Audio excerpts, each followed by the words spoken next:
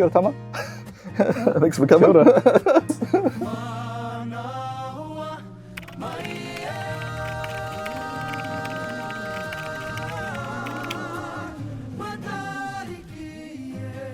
So this year's Matariki theme is about inclusion, embracing diversity and celebrating Matariki.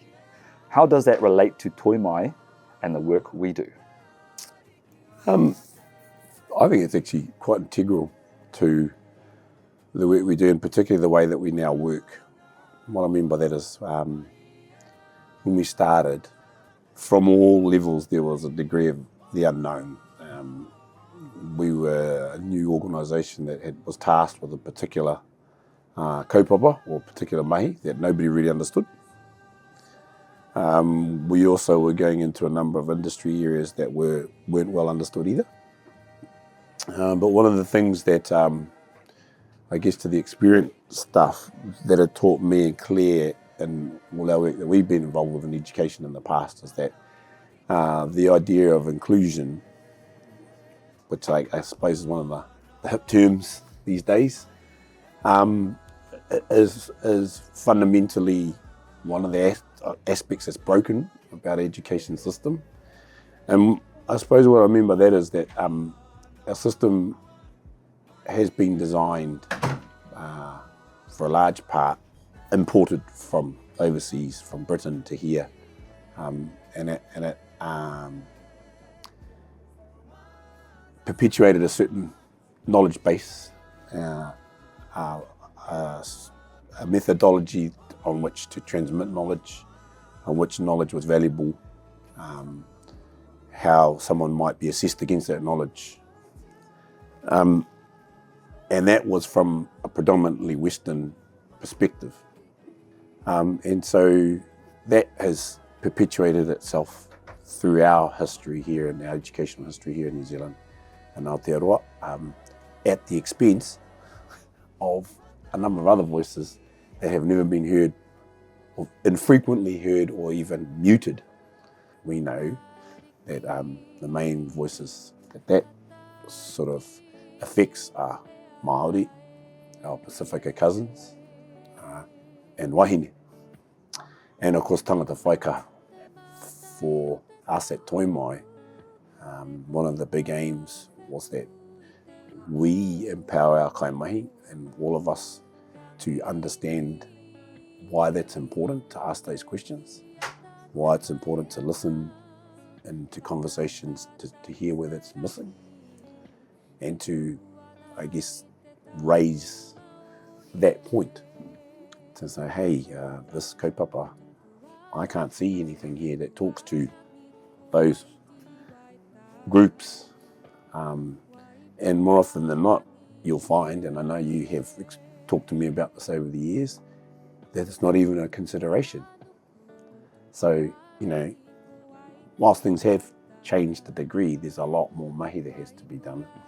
And I'm very proud of the fact that, everybody here at Toi Mai now understands why that's important and has seen through their experience that these gaps are everywhere.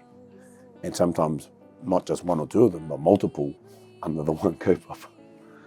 And so the need to be able to go, hey, that's not okay. Have you talked to people from these groups? Why does this not reflect things that will make their learning better, etc., etc. And I also think that it's become quite a fundamental core of us as kaimahi and as a whānau, the way that everybody really cares for each other and shows manaakitanga for each other, and to ensure that everyone's included in all our kaupapa. And I think if you haven't been exposed to environments where that is something that's both normal and valued, it had to take a few people a little while to get comfortable in the space. But what we've seen and heard, and we discuss a lot amongst ourselves as a whānau, is how people realise how valuable that is. So you can bring your full self, whatever that self is, to your mahi, and the impact that has on your mahi and on your and on your colleagues is only but positive. So, I think to borrow that phrase of the moment. Yeah, I think the idea of inclusion is vital to who we are, what we do.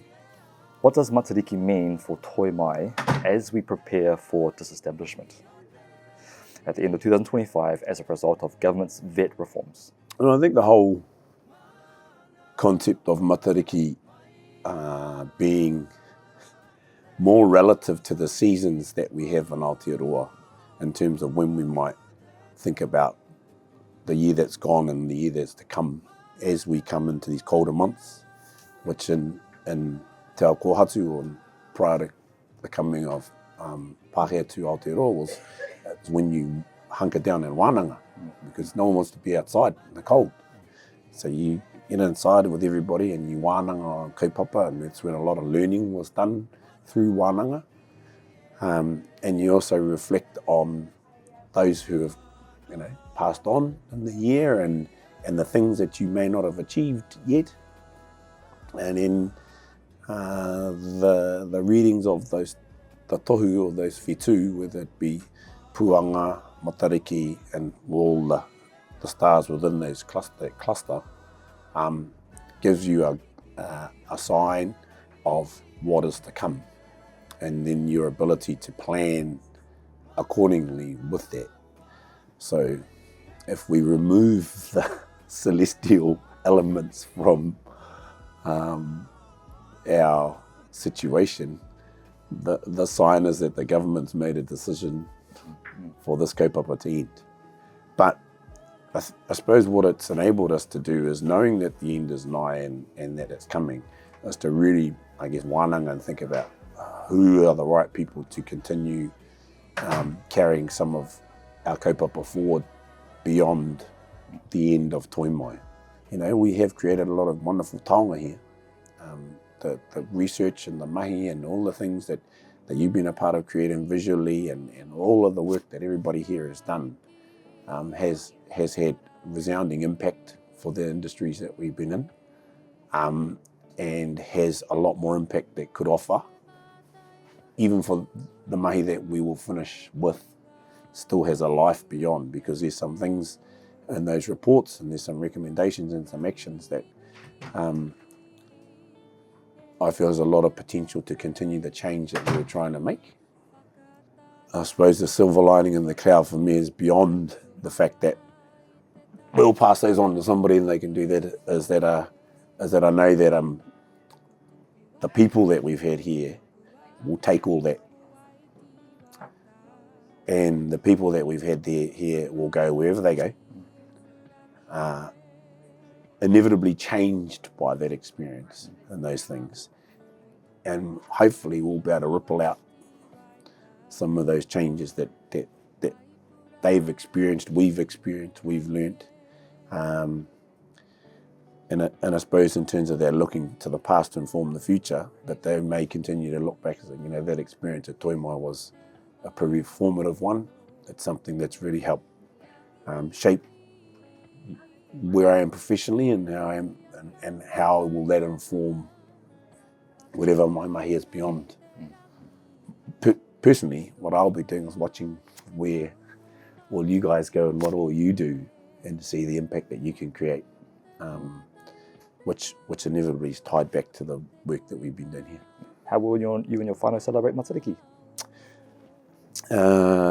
Tomorrow morning we are going to our kids' kura, and they've got a little thing that's happening before school, where they're doing some waiata and kapahaka and that, and then they have a breakfast club 4 days a week now at school, and so they got a special one tomorrow where the whānau have been invited, and they're going to have pancakes and all this kind of stuff as part of it.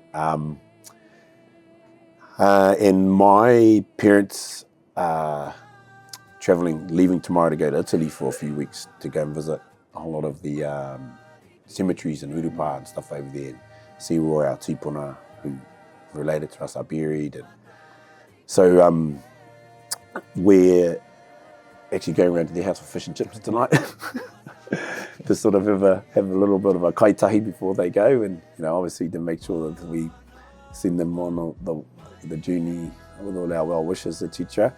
And I'm actually thinking, because I've been to Hautapu before.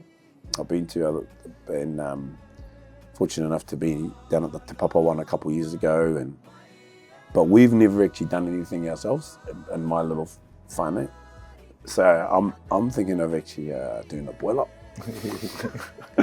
and on Saturday morning, because rather than do it on Friday morning, we'll probably do it on Saturday morning. So then I've got Friday night to get it all ready. And then see if I can get my kids out of bed early in the morning so we can go out into the, because there's a few places over where we live over in the eastern suburbs where if the weather's okay, you can get some really good views of Matariki coming up over the Remutaka ranges. Awesome. Yeah. And I wouldn't be surprised on Friday if we go to some Matariki, public Matariki thing somewhere. Yeah.